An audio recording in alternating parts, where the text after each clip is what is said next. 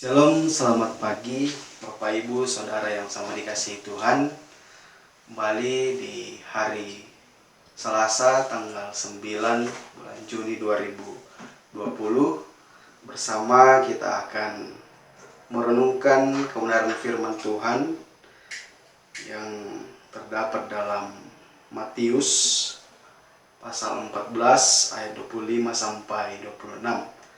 Namun sebelum kita membaca dan merenungkan firman ini, terlebih dahulu kita berdoa kepada Tuhan. Kita berdoa.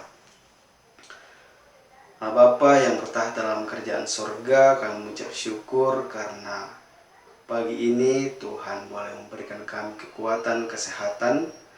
Terlebih ya Tuhan, kami diberikan kembali napas kehidupan untuk melanjutkan kehidupan kami.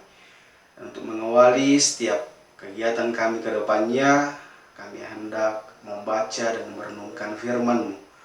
Biarlah Tuhan yang akan senantiasa memberikan kami kekuatan, memberikan kami pencerahan sehingga apapun yang akan kami baca dan renungkan nantinya kami boleh mengerti dan pahami.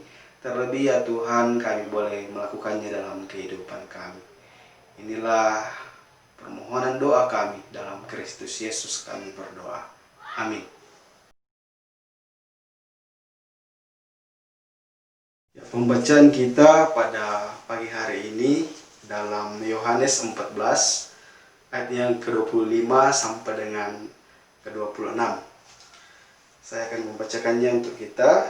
Yohanes 14 ayat 25 sampai 26. Semuanya itu kukatakan kepadamu selagi aku berada bersama-sama dengan kamu. Tetapi penghibur, yaitu Roh Kudus, yang akan diutus oleh Bapa dalam namaku, dialah yang akan mengajarkan segala sesuatu kepadamu dan akan mengingatkan kamu akan semua yang telah kukatakan kepadamu. Bapak Ibu Saudara yang sama dikasihi Tuhan, yang menjadi tema perenungan kita pada pagi hari ini lewat Yohanes 14 ayat 25 sampai 26 ialah bersedia belajar, mengingat, dan melakukan.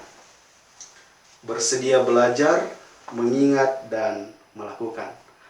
Bapak Ibu Saudara yang sama dikasihi Tuhan, untuk mengetahui sesuatu tentu kita membutuhkan yang namanya belajar.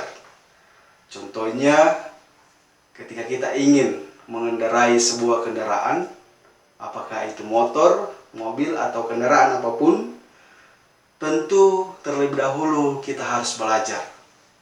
Karena dengan demikian kita akan mengetahui hal-hal apa yang harus kita lakukan ketika kita ingin berkendara. Atau sama halnya dengan keadaan kita pada saat ini.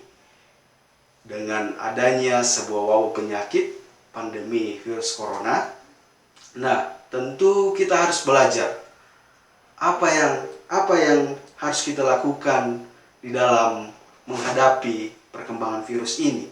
Hal-hal apa yang harus kita lakukan?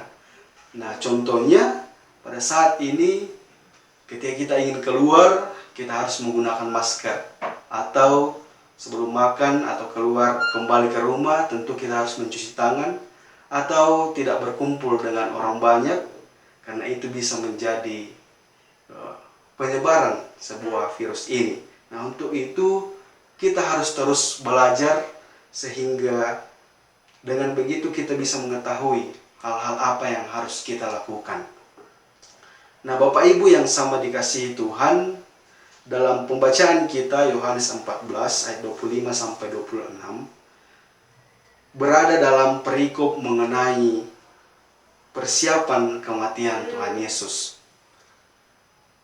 Namun dalam perikop ini juga Tuhan Yesus menjanjikan roh penghibur bagi para muridnya, di mana roh itu akan mengajarkan dan menolong mereka mengingat akan segala hal yang telah diajarkan Tuhan kepada mereka. Sebab sangat sulit bagi para murid untuk dapat mengingat dan melakukan apa yang telah diajarkan kepada mereka. Jadilah pelaku-pelaku firman. Jangan hanya menjadi pendengar saja. Kalimat ini tentunya tidak asing bagi kita, namun tidak berarti mudah untuk bisa kita lakukan. Mengapa?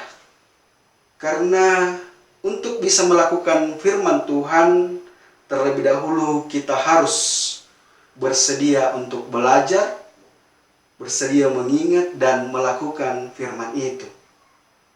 Untuk bisa melakukan ketiga hal ini, tentunya kita harus bersikap rendah hati. Meninggalkan sikap merasa diri sudah lebih tahu dan mengerti daripada orang lain, atau merasa lebih hebat daripada orang lain. Jangan mudah untuk menilai orang lain, sebab kita selaku umat manusia yang sudah ditebus oleh Tuhan tidak akan pernah tahu seperti apa yang ia sedang alami. Seandainya kita berada pada posisi saudara kita yang mengalami hal tersebut, apa yang harus kita lakukan? Belajar memahami orang lain jauh lebih baik daripada kita menghakiminya. Kita bukan manusia yang anti kesalahan. Lalu mengapa kita begitu mudah mencari kesalahan orang lain? Padahal kita adalah disebut sebagai anak-anak Allah.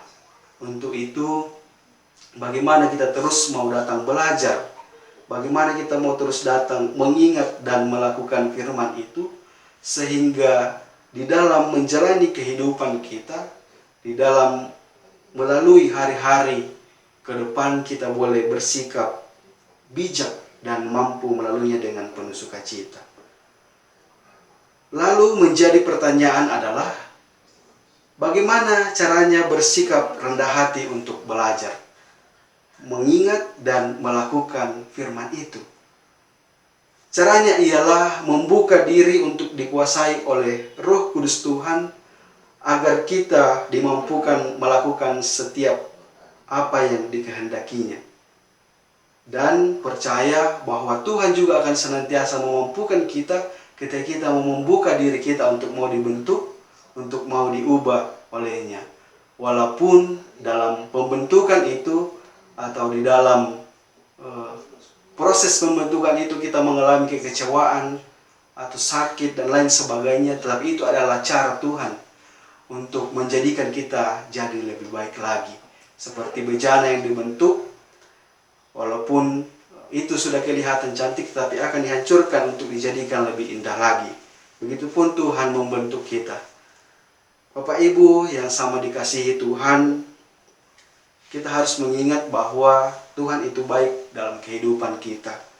Alkitab mengatakan bahwa burung di udara saja dipelihara oleh Bapa, apalagi kita yang disebut sebagai anak-anaknya.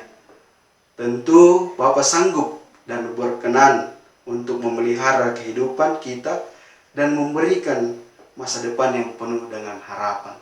Untuk itu mari terus berjuang, walaupun keadaan kita memaksakan kita untuk tinggal di rumah, tetapi bukan berarti kita meninggalkan segala aktivitas kita. Tapi mari kita terus datang bersekutu, datang membaca, merenungkan firman-Nya, mau belajar, dan terlebih kita boleh senantiasa menjadi teladan dalam kehidupan kita sehari-hari. Amin. Mari kita berdoa. Bapa dalam kerajaan sorga, pada pagi hari ini kami mengucap syukur atas waktu yang Tuhan berikan kepada kami, sehingga pada saat ini kami boleh datang membaca dan merenungkan firman-Mu. Biarlah ya Tuhan, firman-Mu yang kami baca dan renungkan ini tidak berlalu begitu saja, tetapi di dalamnya boleh menjadi suatu hal yang berguna untuk kami melanjutkan kehidupan kami. Bapa dalam kerajaan sorga, dan ajarkan kami untuk terus mau datang belajar, mengingat dan terlebih melakukan setiap firman-Mu, sehingga hari-hari yang kami lalui boleh kami lalui dengan penuh sukacita, dan di dalamnya nama-Mu dapat kami puji dan permuliakan. Bapa dalam kerajaan sorga, dan kami juga datang berdoa bersama untuk para pemerintah kami, mulai dari pusat hingga sampai ke desa-desa. Engkau juga senantiasa memberikan kekuatan, kesehatan di dalam menangani pandemi COVID-19 yang ada pada saat ini. Biarlah Tuhan mereka juga tetap Engkau lindungi, terlebih para medis, para ahli dalam melakukan tugasnya. Tuhan juga senantiasa akan memberikan kekuatan kesehatan, kesabaran, sehingga di dalamnya mereka juga tetap merasakan sukacita. Bapa yang baik, aktivitas kami ke depannya kami serahkan ke dalam tangan pengasihan-Mu. Biarlah Tuhan yang akan senantiasa menuntun kami. Tuhan akan senantiasa memberikan kami kekuatan dan kesehatan. Inilah permohonan kami dalam Kristus Yesus kami telah berdoa. Amin.